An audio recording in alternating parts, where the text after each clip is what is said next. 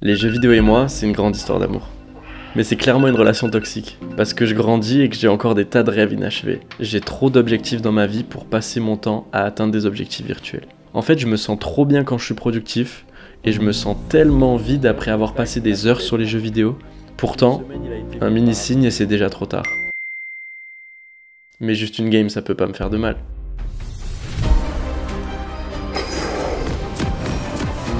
Bienvenue dans la faille de l'avocat. Un ennemi a été tué. Victoire. Si seulement c'était qu'une game. Bon, allez, dernière. Bienvenue dans la faille de l'avocat. Un ennemi a été tué. Victoire.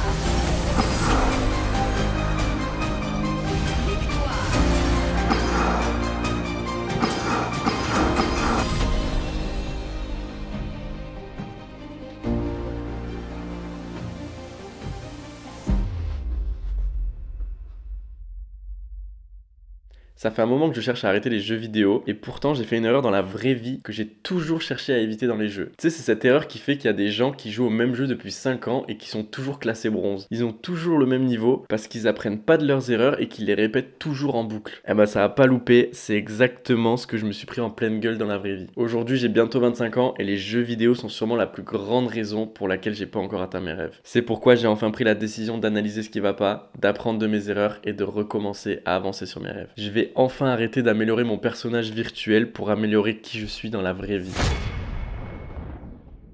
Tout commence par l'ennui et par la fuite d'une tâche productive. Quand je sais que je dois faire du montage ou écrire ma prochaine vidéo, mon cerveau sait qu'il va devoir s'ennuyer. Il sait que je vais devoir rester fixé plusieurs minutes sur une page à pas savoir ce que je dois écrire, ou alors à effacer des choses parce que ça me satisfait pas, ou pire, à pas réussir à trouver la meilleure transition possible sur mon logiciel de montage. Alors une grande partie de mon addiction aux jeux vidéo est liée à l'ennui. Parce que quand on s'ennuie, notre cerveau va chercher une forme de stimulation. Et plus cette stimulation est dopaminergique, c'est-à-dire qu'elle apporte un fort taux de dopamine immédiate, plus on va avoir de chances de la faire. Et devine ce qui apporte de la dopamine immédiate? Les jeux vidéo. C'est là que la solution la plus facile va être la fuite de cet ennui par la stimulation. Presque par un réflexe mécanique, je vais fermer la page sur laquelle je suis en train de travailler et je vais cliquer sur le jeu vidéo le plus proche à la moindre goutte d'ennui. Et puis c'est là que je vais rentrer dans le cycle de « allez, une dernière partie » que j'ai jamais eu les couilles de chronométrer mais qui doit durer entre 1 heure et 6, 7, 8, 9 heures peut-être. Donc non seulement tout ce temps est perdu pour avancer sur mes rêves et faire n'importe quelle tâche basique du quotidien, faire la vaisselle, faire sa lessive, faire les courses, faire un bon repas, aller à la salle, mais en plus ça va créer un cercle vicieux où j'autorise mon cerveau à résoudre l'ennui par une action dopaminergique comme les jeux vidéo. Je vais auto-renforcer l'idée à mon cerveau que c'est de cette manière qu'il faut résoudre l'ennui. Et c'est là que dans la moindre seconde où je vais m'ennuyer, mon cerveau va avoir appris à directement se diriger vers la solution la plus stimulante. C'est exactement comme ça que je me retrouve à regarder des vidéos et des tutos pour gagner ces games plus facilement pendant que je suis au trône ou pendant que je mange mon petit déj. Sauf que la vraie magie n'arrive pas quand tu choisis de cliquer sur un jeu vidéo, la vraie magie opère quand tu choisis d'y résister. Parce que résister les activités dopaminergiques et rester dans l'ennui va permettre à ton cerveau d'avoir des pensées créatives. C'est exactement ce qui se passe quand t'es sous la douche, quand tu pars en randonnée ou quand t'es dans un long trajet en voiture. T'as des pensées qui viennent, qui sont liées au fait de t'ennuyer. Autrement dit, on a enfin du temps avec nous-mêmes pour réfléchir. Parce que l'ennui et la non-stimulation mènent au développement et à la création de nouvelles idées. Alors mon plan est là et à première vue il est plutôt simple, résister l'ennui.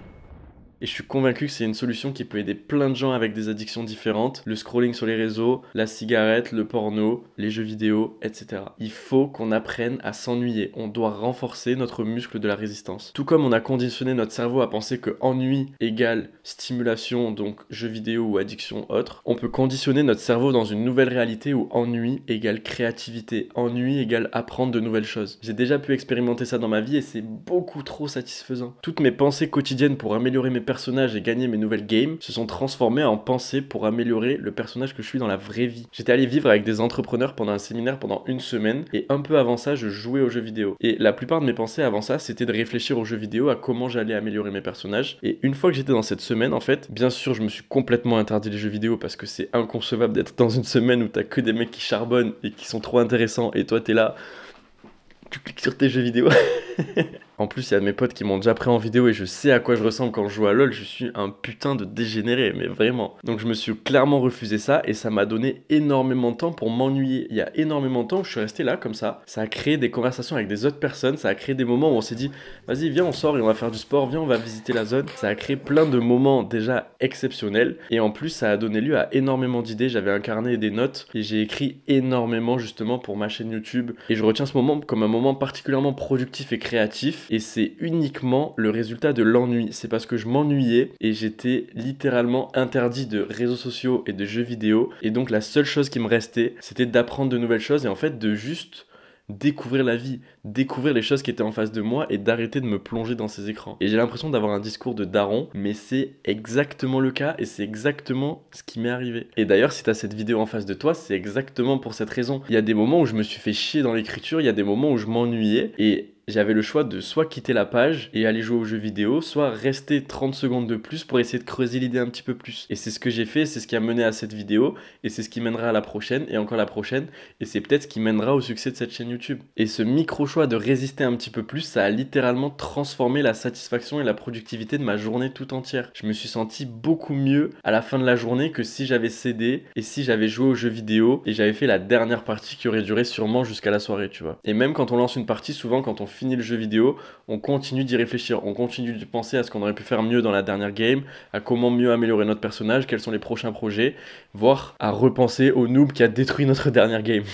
Et ce mode geek, comme j'aime bien l'appeler, il va rester actif toute la journée et il va choisir ce sur quoi ton cerveau va préférer se concentrer. Et c'est ça qui va mener à utiliser notre énergie dans le sens des jeux vidéo plutôt que dans le sens de notre propre amélioration. Et c'est là qu'est le problème, au lieu d'utiliser toute notre énergie pour avancer sur nos rêves, on va l'utiliser pour améliorer notre personnage virtuel. Je pense qu'il est temps et qu'on mérite d'améliorer qui on est dans la vraie vie. Et j'aimerais bien finir cette vidéo sur un petit disclaimer. Cette vidéo, elle s'applique uniquement pour les gens comme moi qui sentent que les jeux vidéo sont en train de les éloigner de leurs rêves. Les gens qui sentent qu'ils sont faits pour plus que ça, mais qui ont cette barrière qui les empêche d'avancer. Je conseille nullement la surproductivité et je pense que le divertissement a sa place pour n'importe qui en ressent le besoin. Maintenant, je pense qu'il y a une distinction à faire entre se divertir parce qu'on a bien travaillé et se divertir pour fuir et éviter de travailler. C'est cette deuxième catégorie qui me dérange et que je cherche à éviter parce que c'est elle qui nous éloigne de la personne qu'on aimerait être. J'espère que cette vidéo a pu t'apporter quelque chose. Abonne-toi si c'est le cas, ça me permettra d'écrire plutôt que de jouer aux jeux vidéo. Et tu peux cliquer sur cette vidéo là pour devenir le mec le plus heureux de ta bande de potes.